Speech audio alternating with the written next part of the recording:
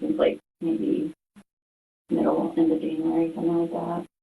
Is this the first time you've had a physical relationship with a student? This is the third time that I've been with him. Not like before he was 18. Because this is the third time I've like physically been with him. Have you had sex with any other students? Oh, no. Are you sure about that? Yeah. Did you ever send him pictures? Yes. But you've never had sex with him? No. Never met him at dollar store parking lot? Yes, I have met him. But I never slept with him. So what did you do? I just talked to him. I hung out with him. Not for very long. In February 2026, a small town in Indiana became the center of a disturbing investigation involving a school employee and 2 teenage students. The woman at the center of the case was Alicia Hughes, a 31-year-old secretary working for the Randolph Eastern School Corporation in Union City.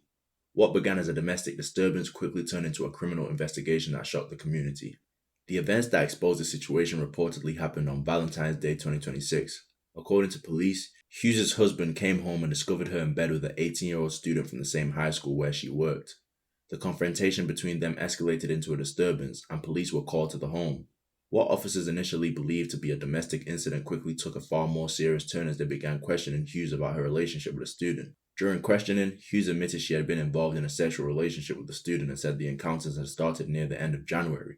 She told investigators that they had been together 3 times, insisting that their relationship began only after the student had turned 18. But the investigation didn't stop there. As detectives continued looking into Hughes' conduct, another allegation surfaced involving a different student, a 17-year-old boy. According to investigators, this student told police that he had engaged in sexual activity with Hughes multiple times while he was still a minor. Authorities later determined the two had allegedly had sex at least 5 times. Because the second student was under 18 at the time, the situation moved from a scandal to a serious criminal case. Police arrested Hughes and charged her with 5 counts of child seduction, a felony under Indiana law. Each charge carries the possibility of several years in prison and significant fines if she were to be convicted. After her arrest, Hughes was booked into the Randolph County Jail and held on a $25,000 bond. The school district quickly removed Hughes from her duties and confirmed that she would have no contact with students while the case moved through the legal system. Administrators also reassured parents that they were cooperating fully with investigators. Meanwhile, a video from Hughes' police interrogation began circulating online. In the footage, she can reportedly be seen crying while discussing the allegations with investigators. The release of the video later became controversial, with prosecutors warning it could potentially affect Hughes' ability to receive a fair trial. The legal process is still ongoing, with court hearings scheduled and a potential jury trial set for mid-2026. What started as a shocking discovery on Valentine's Day ended up exposing a deeper investigation involving multiple students and allegations of abuse and authority within the school system. For the small town of Union City, the case has raised serious questions about trust, boundaries, and how schools monitor relationships between staff and students. And as the court case unfolds, the full extent of what happened between Alicia Hughes and the students involved may still come to light.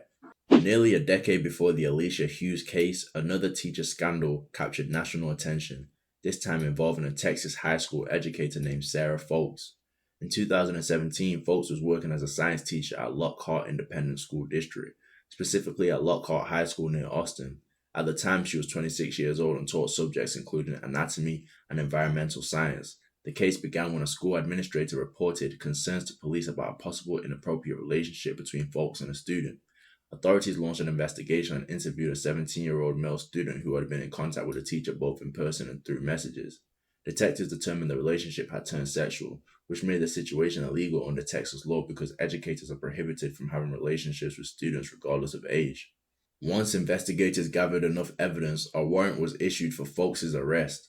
She later turned herself into police and was booked into the Caldwell County Jail on a charge of improper relationship between an educator and a student, a felony offense. The school district immediately suspended her from her job and notified parents about the investigation, emphasizing that student safety was their highest priority. Counseling services were also offered to students affected by the news.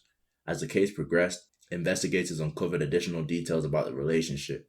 Police reports indicated that Folks and the student exchanged explicit messages and photographs, and the two even used private nicknames when communicating online. The case eventually ended with Folks pleading guilty to the charge, As part of her sentence, she spent 10 days in jail, was placed on 4 years of probation, and lost her teaching career permanently.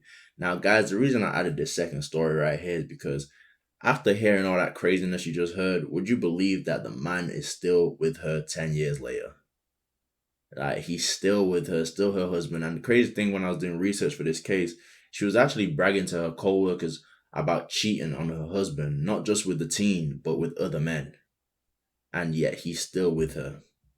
And it's very weird to me, any guy who's willing to find out that his wife is a pedo and stay with her. You know, it makes me think, does he have a thing for that type of thing also? So it just shows us a bit of an insight into the mindset of these guys who, you know, deal with these type of women who sleep with underage boys and, you know, students and whatnot. You know, they don't have a lot of self-respect for themselves, and that's why they end up putting up with these type of women. And it shows, look, he's staying with her. So guys, let me know what you think about this situation and the story we covered earlier in the video, and I'll get back to you in the comments. See you there. I'm out.